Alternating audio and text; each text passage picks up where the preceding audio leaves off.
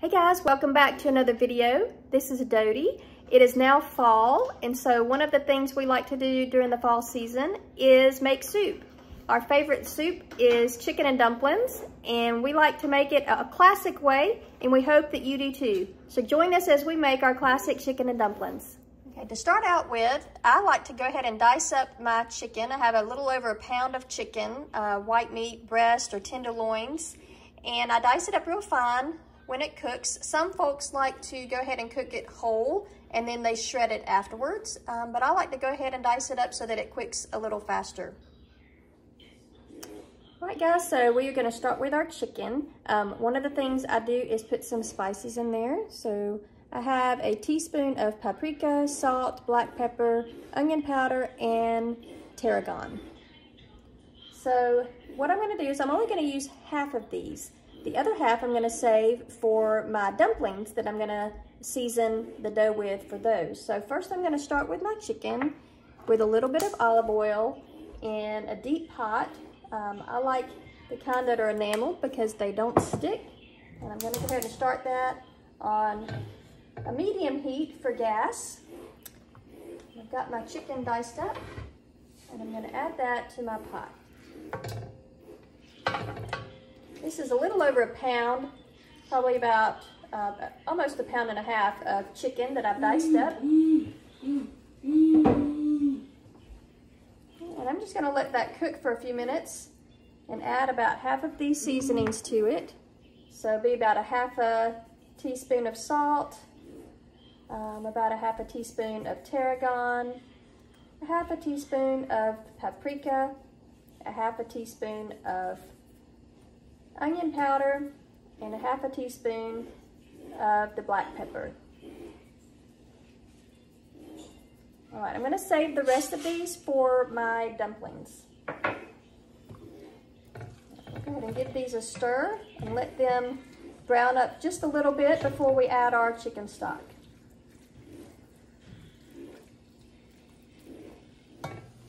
All right, for those of you that have seen our video on how to make the perfect biscuit, southern biscuit, you'll notice this is going to be a very similar process, except when I blend all the biscuit ingredients, I don't fold them over lots of times and cut them out into rounds. In fact, I'm going to use my rolling pin and roll them out smooth. But first we're going to start with the same basic ingredients. So 2 cups of self-rising flour, about a half cup more of self-rising flour for your board or your working surface, a little over 2 tablespoons of Crisco or lard, and 2 tablespoons of butter.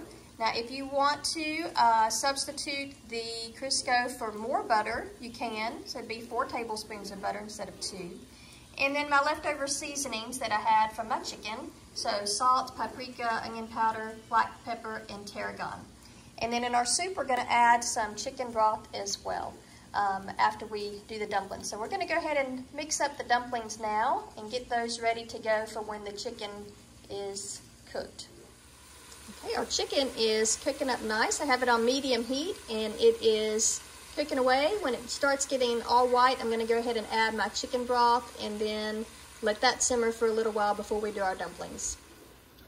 Okay, our chicken is getting nice and done. It's getting white on the outside. So I'm gonna go ahead and add the chicken broth. And this is 32 ounces of chicken broth. I do low sodium just to kind of keep the sodium in check because I did add salt already to the chicken and I'm adding it to the dumplings as well. So I'm going to add this entire carton of chicken stock or chicken broth or whatever you have on hand. You can also do water. And I'm going to top it off with a little bit more water as well to bring this up a little bit more so it simmers into a nice soup and has plenty of room for me to add all the dumplings.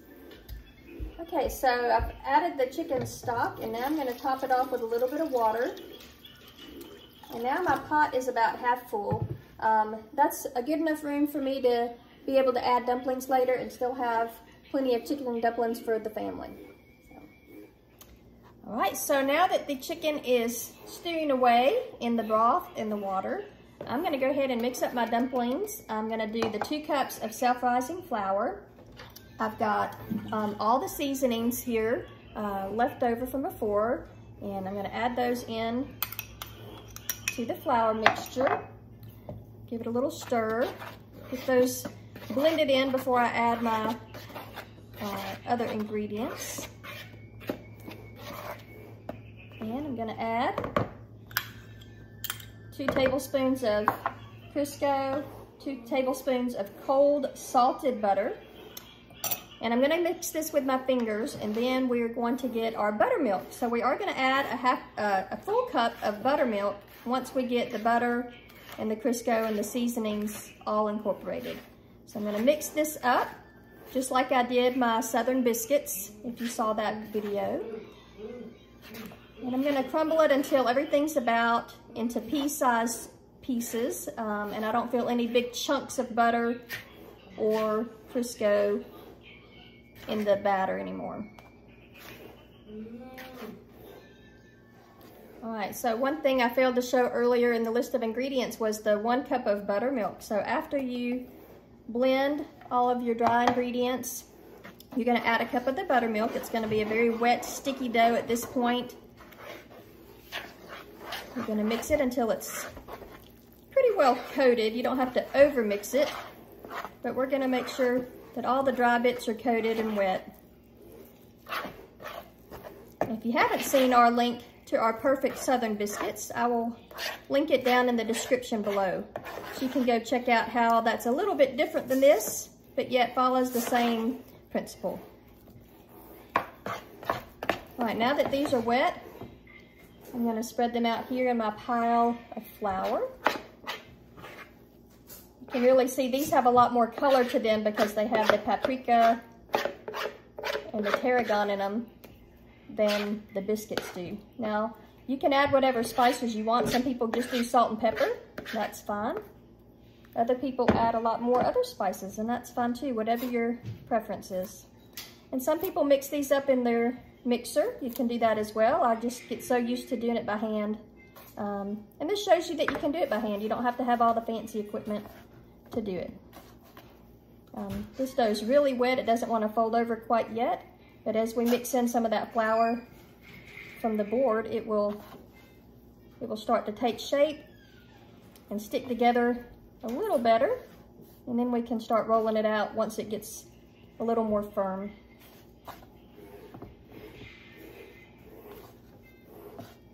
It's a very sticky dough.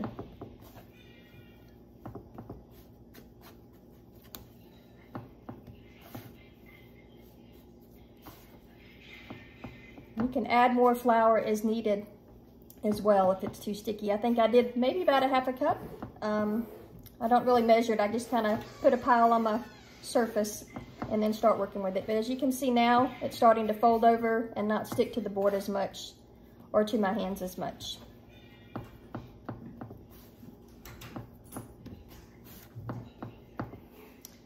Okay, so I'm gonna add a little bit more flour to the top here. I'm gonna get my rolling pin, whatever kind of rolling pin you have. It doesn't have to be perfect because we're just trying to get them flat. We like our dumplings to be flat as opposed to big round balls in our dumplings. Some people like to do the drop biscuit style, and that's fine too, whatever preference you like. So at this stage, instead of rolling it out, you could always take it by spoonfuls and do the drop biscuit method into your dumplings, and that's perfectly acceptable. Another cheat that we do often is get the frozen dumplings. I like the frozen flat dumplings that you can find in the freezer section of the store, and those work great as well. So if you just want a nice, simple flat dumpling that you don't have to go through the trouble of making, I recommend looking in your freezer section for those. All right, so this is pretty flat. I'm gonna add just a little bit more flour where it was kind of sticking in some spots. And you can see all the beautiful spices in this dough too. I like that. So now we are ready to cut these into strips or pieces, and we're going to add them to our pot of chicken.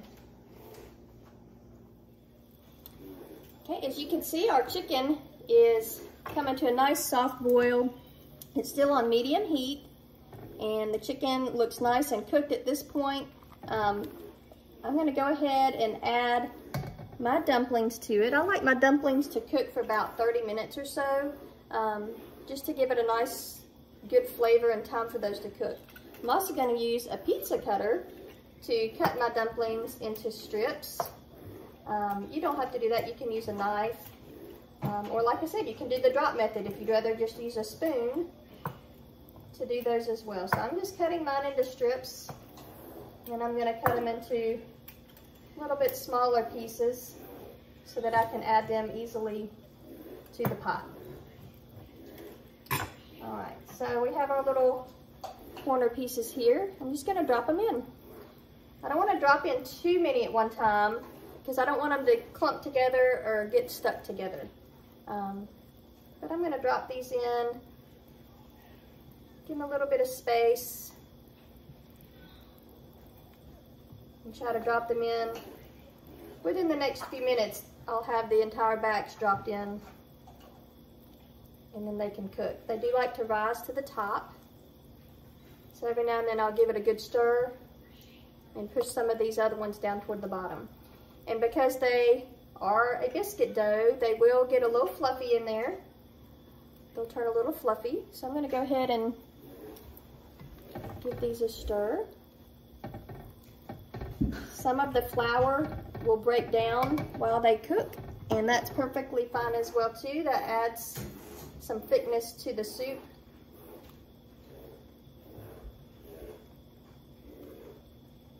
These are looking good. So I'm going to give it another stir.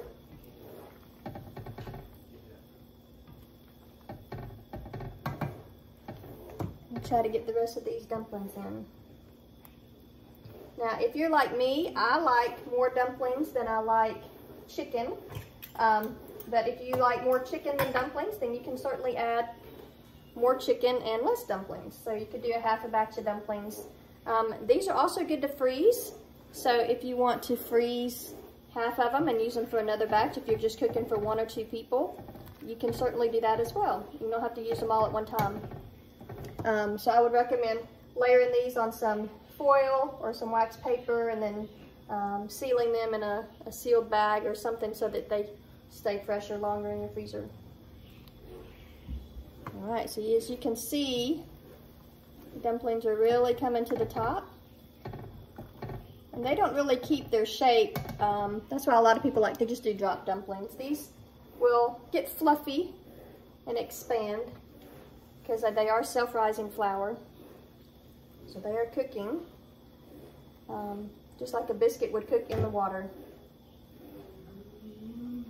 We've just about used all of our dumplings. Got a few more to add here.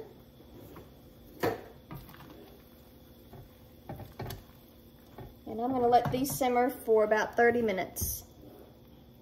Quick interruption, but only a small percentage of you guys are subscribed that watch our videos. So if you could subscribe, it would really help us out. Thanks, on with the video. Okay, these have been simmering for about 10 minutes.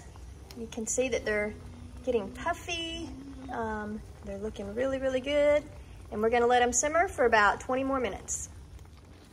All right, you guys, our dumplings have simmered for quite a while. As you can see, it's very thick compared to what it was at the beginning when it was just the broth and the water. The dumpling texture has just kind of soaked in. The flour has thickened up the soup and made it a really nice, thick chicken and dumpling soup for us. So these are done. We're going to serve it up and try them out. All right, guys, thanks for joining us today. Please like, subscribe, and comment down below how you like to eat your chicken and dumplings. I know these look really tasty, and we are about to dig in. Yum. All right, these look so good. It's nice and thick. You got lots of chicken, lots of dumplings, bite-sized pieces. Everything looks really, really tasty. Ooh, that smells really good. And probably tastes good.